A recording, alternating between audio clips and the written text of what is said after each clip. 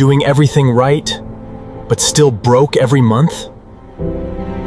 Because the rules you followed were never designed to make you free. You can do everything by the book. Get the degree, land the solid job, buy the reliable car, and move into the safe neighborhood, and still feel completely broke at the end of every single month. Middle-class financial stress stems from a specific collision: rising living costs, unspoken lifestyle expectations, and the constant pressure to perform success. The biggest lie sold to the modern middle class is that earning a higher salary automatically generates security. A paycheck only provides safety if it isn't already spoken for by 100 different monthly obligations. Somewhere along the line, the definition of a standard life quietly expanded, becoming inherently expensive. Take a look at this graph. Your income might be climbing steadily over time, but the cost of what society considers standard has shot completely past it. We are talking about the expected used car payment, health insurance, daycare, family trips, monthly subscriptions, and phone plans. These baseline expectations eventually stretch budgets past the breaking point. People keep saying yes to things that seem standard, not realizing the math has changed. Nobody wakes up and decides to build a life that keeps them financially trapped. It happens through 100 socially approved expenses that all look perfectly reasonable on their own. There's intense pressure everywhere to stay stable and perform. People are expected to maintain the clean house, the upgraded phone, and the polished life, even when the numbers don't add up. Many will quietly slash their retirement contributions or carry credit card debt to keep up outward appearances before they admit they are struggling. The heaviest financial weights are often tied directly to love. The real budget breakers are the costs of daycare, an extra bedroom so the kids have space, helping aging parents, or medical bills that insurance barely covers. That makes this trap incredibly hard to talk about. These expensive responsibilities feel morally non-negotiable. People go broke trying to be good parents and supportive family members, which masks the absolute financial danger they are in. Because those costs become the new baseline, every raise gets instantly swallowed. You get a slightly better apartment, better groceries, or more convenience because work got busier, and those upgrades stack. Picture your financial life as this tower. Every lifestyle upgrade adds another heavy block. The structure gets taller, balancing delicately on a thin foundation of constant income.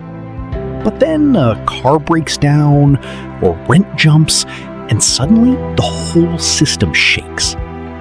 This constant stretching creates a financial balancing act defined by absolutely zero margin for error. This is where debt accelerates the cycle. Look at a typical month: a car loan, a credit card minimum, a buy now, pay later installment. Debt carries a heavy secondary price tag. It actively steals your future options. Every monthly payment takes away another day of freedom. Escaping this cycle is tough because spending often gets tied to identity. If you see yourself as the successful friend, the provider, or the parent who gives their kids everything, stepping back feels like a personal failure. Two families making the exact same salary can live in completely different realities based on their obligations. Freedom matters more than income. The way out is to build a life that requires a strictly lower baseline of income to survive, rather than trying to act richer. It starts by asking an uncomfortable question. What massive expenses have you quietly accepted as normal? People obsess over skipping lattes and cutting Netflix, but look at the actual scale here. Eliminating a $600 monthly car payment creates immediate, permanent cash flow, far beyond what you'd find by hunting for coupons. Tiny cuts usually won't fix an overloaded life. Reducing heavy, locked-in monthly obligations is the only mechanical way to create actual breathing room. Next, you have to aggressively separate comfort from status. Comfort gives you safety and joy. Status is a treadmill, where every time you reach a new standard, a more expensive one immediately appears. Before you try to invest aggressively or buy property, you need a liquid cash buffer. Margin must come before ambition. Because without cash in the bank, every opportunity is risky, and every surprise is a crisis. Then comes the hardest shift of all. Building real wealth requires a high tolerance for disappointing people's expectations. You might drive an older car much longer than your neighbors think is normal. You may have to skip group trips, say no to expensive dinners, and stop upgrading appliances that work perfectly fine. Stepping away from that middle-class performance doesn't mean you are broke. It means you are intentionally building a life that is much harder for the financial trap to grip. Real financial power is the ability to handle an emergency without a spike in your heart rate. It is having enough cash to walk away from a toxic job because your life isn't financed to the absolute edge. Dismantling the trap happens one choice at a time. It begins the exact moment you decide to stop auto-expanding your lifestyle every time your paycheck goes up. When you close the gap between what you earn and what you actually need to survive, you lower the cost of your peace. And that is how you stop being successful on paper and start being truly free in real life.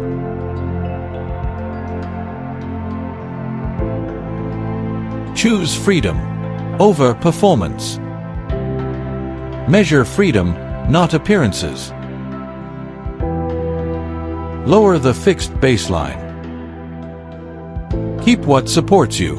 Release what performs success. Build margin before ambition. Real wealth is freedom. Drive older. Say no. Keep cash. Protect your peace.